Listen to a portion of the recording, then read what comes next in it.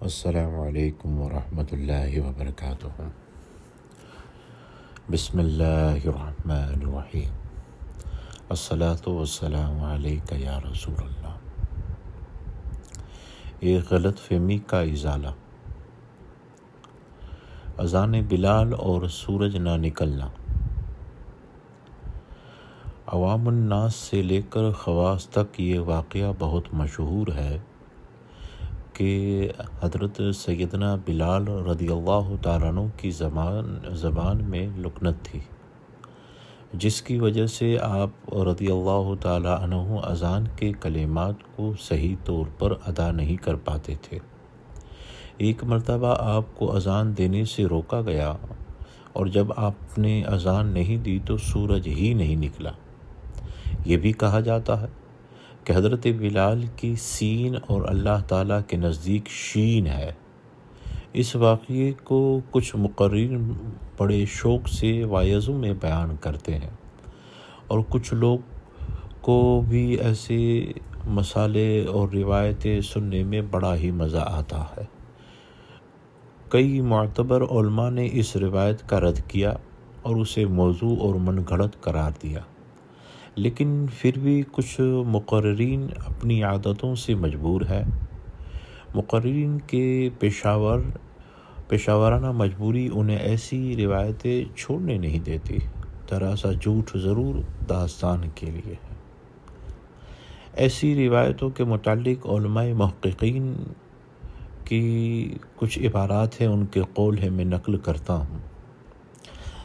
البدایہ والنہایہ جلد 5 صفحہ 477 میں امام ابن کثیر اس روایت کے بارے میں لکھتے ہیں کہ اس روایت کی کوئی اصل نہیں کہ حضرت بلال کی اذان کے تعلق سے کہ آپ نے اذان دی اور سورج نہیں نکلا۔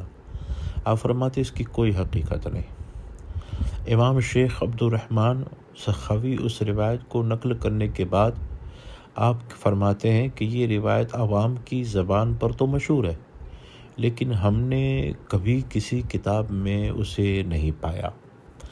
امام سخاوی بھی اس مقام پر لکھتے ہیں کہ ابن کثیر نے کہا کہ اس کی کوئی اصل نہیں، اور اسی طرح حضرت علامہ جلال الدین مظروی کا بھی قول گزر چکا۔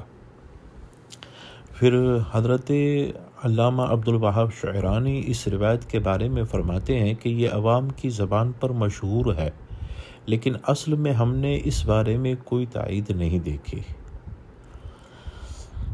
امام ملا علی قاری حنفی نے بھی اس روایت کو موضوع قرار دیا۔ علامہ بدر الدین زرعشی اس روایت کے تعلق سے حافظ جمال الدین المرزی فرماتے ہیں کہ یہ روایت عوام کی زبان پر تو مشہور ہے، لیکن اس بارے میں ہمیں امہات الکتب میں کچھ بھی نہیں دیکھا اور اس روایت کے تعلق سے کہیں پڑھا نہیں گیا۔ حضرت علامہ اسماعیل محمد الجعونی آپ اس روایت کو لکھنے کے بعد امام جلال الدین سیوطی کا قول نقل کرتے ہیں کہ امہات الکتب میں ایسا کچھ بھی وارد نہیں، اور امام ملا علی قاری فرماتے ہیں کہ اس کی کوئی اصل نہیں ہے۔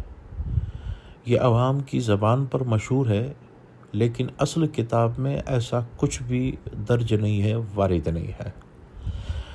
علامہ ابن کثیر کہتے ہیں کہ اس روایت کی کوئی اصل نہیں، یہ من گھڑت روایت ہے۔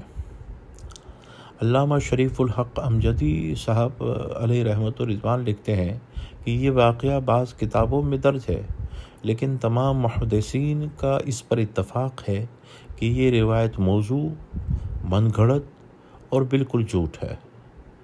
کتاب فتویٰ شارح بخاری جلد 2 صفحہ نمبر 38 پر یہ بات درج ہے۔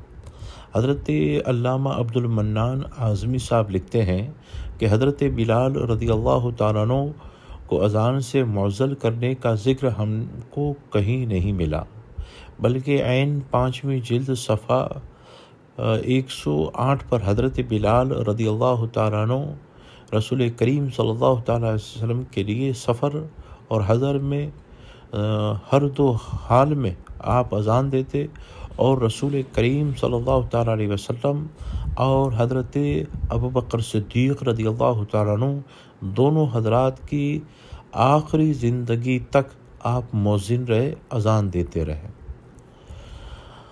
حضرت مولانا غلام احمد رضا لکھتے ہیں کہ یہ واقعہ موضوع اور من گھڑت ہے، حقیقت اس سے کوئی تعلق نہیں کہ حضرت بلال رضی اللہ تعالیٰ عنہ سے کلمات اذان صحیح طور پر نہیں پائے جاتے۔ ان دلائل کے بعد اس روایت کے موضوع اور من گھڑت ہونے میں کوئی شک و شبہ نہیں رہ جاتا، اور جو لوگ اس طرح کا بیان کرتے ہیں یہ الٹا حضرت بلال رضی اللہ تعالیٰ عنہ کی شان میں گستاخی ہے، جسے اللہ کے رسول خود حکم فرمائے۔ حضرت صدیق اکبر رضی اللہ تعالیٰ عنہ اپنی پوری زندگی جن کو مؤذن بنائے رکھیں، ان کے بارے میں یہ کتابوں میں کہیں درج نہیں ہے کہ آپ کی زبان پر لکنت تھی یا آپ نے اذان ایک دن نہیں دی تو سورج طلوع بھی نہیں ہوا۔ اللہ کریم ہمیں صراط مستقیم اور علم میں دین کی توفیق عطا فرمائے۔ الصلاۃ والسلام علیک یا رسول اللہ۔